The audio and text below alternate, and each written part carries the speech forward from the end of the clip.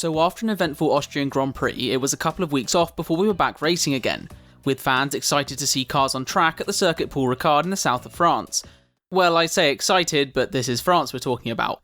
A venue best known for having races so boring they're being trialled as a new form of anaesthesia, along with runoff that burns eyeballs out of sockets and more track layouts than there are money-grabbing Star Wars films. Now coming into the weekend, it was Max Verstappen topping the Drivers' Championship, along with Red Bull sitting pretty in the Constructors, the team having a nice little cushion to Ferrari in second place. It would be less of a cushion, but Ferrari engines have a tendency to go bust more than a person sat at the blackjack table, as Sainz's power unit showed us all its fiery tendencies, DNFing the car and costing the team at least 15 points. Further back, someone making progress was Mick Schumacher, as after picking up a grand total of no points all career, he now had 12 in the last 2 races, which is also an infinite percentage more than Nicholas Latifi has this year.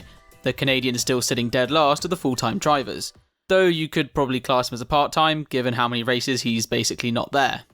Hey guys, it's Taran and welcome to the On Track channel and to round 12 in France. Now, before we get into it, a friendly reminder to give the video a thumbs up if you enjoy, it always helps out with YouTube's algorithm, and subscribe for more F1 content every week. Also, a massive thank you to all of you for getting the channel to 10k subs recently. I'd say something lengthy, but it would all just mean the same thing, and that is to say thank you. Now, with that out of the way, let's get into my honest review of Formula 1 and the 2022 French Grand Prix.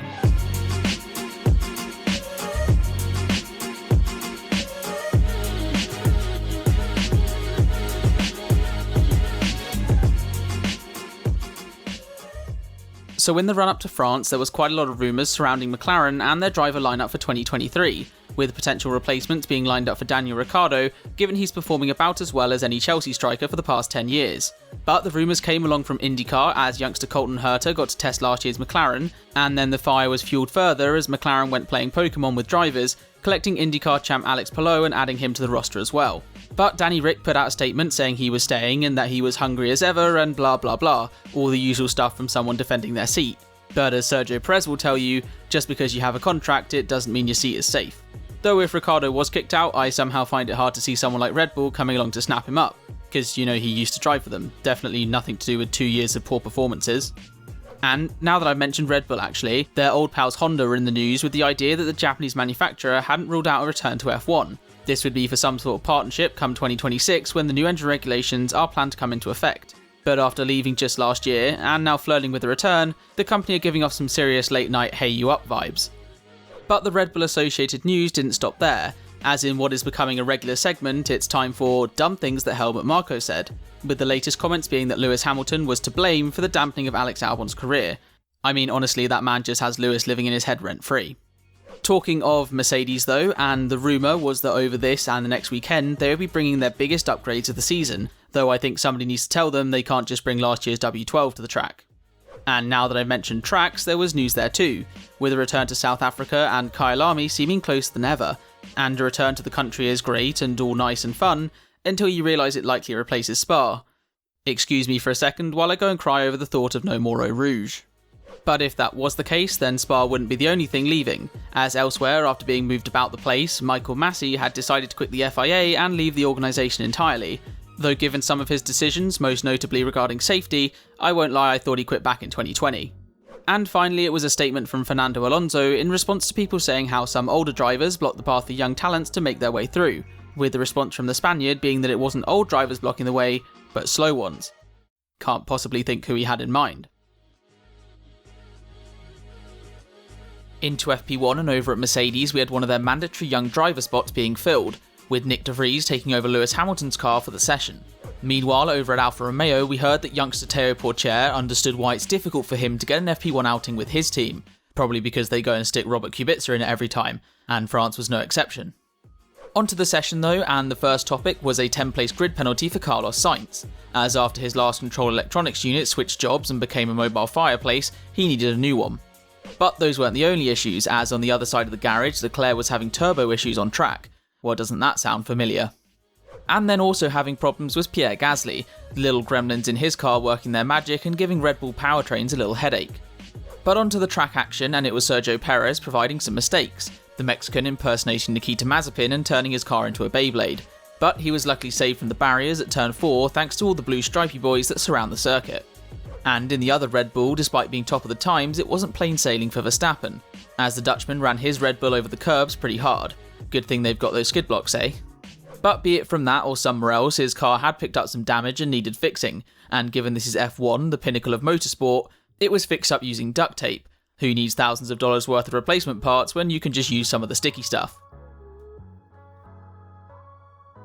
Into FP2, and after a quiet first 10 minutes, it was Mick Schumacher to provide the first spin, as his car went round on entry to turn 11, and then, as is customary with Mick, ended up in the barriers.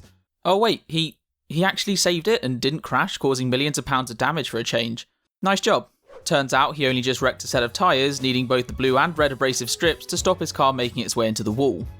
Over at Mercedes, and it was a bit of bother for the number 63 car. This was because George Russell seems like the kind of guy that would run wide at turn 11 and potentially damage his floor. And someone doing similar was Alex Albon, as he ran wide through turn 2, but despite going over the curbs, the car wobbling and losing time, it's still probably quicker than his teammate. But as it turned out, running wide over the curbs was more common than a Ferrari engine failure, as Magnussen sent his car wide through the exit of turn 2 and had to box to check the car for damage. But come the end of the session, it was the Ferraris with the leading pace, with Sainz up in P1 and teammate Leclerc just behind, with Verstappen a few more tenths away and then the two Mercs in 4th and 5th place. On to Saturday now, and it was some experimentation for Mercedes, with George Russell using the thin rear wing, whereas Hamilton had the Mercedes branded barn door on his car. And all this experimentation did just about nothing, with Hamilton just under a second off the pace and Russell just over a second. But at least they were both keeping the car on the grey stuff, which was more than could be said for Charles Leclerc, as he 360 no-scoped his Ferrari at turn 12 before continuing on to be a few tenths behind Sainz. With the Spaniard actually looking the more comfortable of the two drivers, it's just a shame that he'd be out of contention before the race even started, as Ferrari announced that he would be starting from the back with a completely new power unit, which was expected given the last one's cremation at the Red Bull Ring. Over at AlphaTauri, and Yuki Tsunoda was in his favourite place. Traffic paradise, that is, with a host of cars blocking his run onto the Mistral Straight. But he wasn't the only one with traffic issues, as Max Verstappen encountered the Haas of Mick Schumacher at the final turn on his final run. However, he still finished the session top of the times, leading the way from both Ferraris headed into qualifying. Into qualifying then, and come the first runs in Q1, it was Leclerc's Ferrari at the top of the times, with Max Verstappen just a tenth behind. The Red Bull favouring more straight line speed versus the Ferrari, which was faster through the corners. And over at Mercedes, being fast through the corners was still something they were dreaming of, both Hamilton and Russell looking a good second off the pace still. But come the final runs, cars at the back were looking to improve. I say looking because most didn't, with Zhou Guanyu going drifting through turn 6 and then Alex Albon spinning his Williams at the chicane. Someone who was improving though was Mick Schumacher, as he put in a last gasp lap to go P10, until he didn't, with the lap being deleted due to track limits and the German being relegated down to P19. Still beat Latifi though. Into Q2, and things were looking alright for McLaren, with Norris sat in 5th and Ricciardo in 7th after the first runs. But right up at the front it was the Red Bulls 1-2 until Carlos Sainz went and broke the timing screens, going 9 tenths faster than Verstappen. Someone nowhere near the front though was George Russell, sat in P12 after the first runs, as the Mercedes really did look even slower than usual. Onto the final Q2 runs though, and as you'd expect, the top 4 were safely through. Not the case for Esteban Ocon though, as while he initially got his Alpine into the top 10 at his home Grand Prix, he was knocked out in P12, as was Alex Albon, Sebastian Vettel and Valtteri Bottas, helped by Kevin Magnussen playing spoiler, who despite starting from the back with engine penalties, decided it would be fun to knock others out of Q2. Fair play. So finally into Q3, and given Sainz's engine penalty, it was a case of both Ferraris working as one, with the Spaniard towing his teammate down the straights.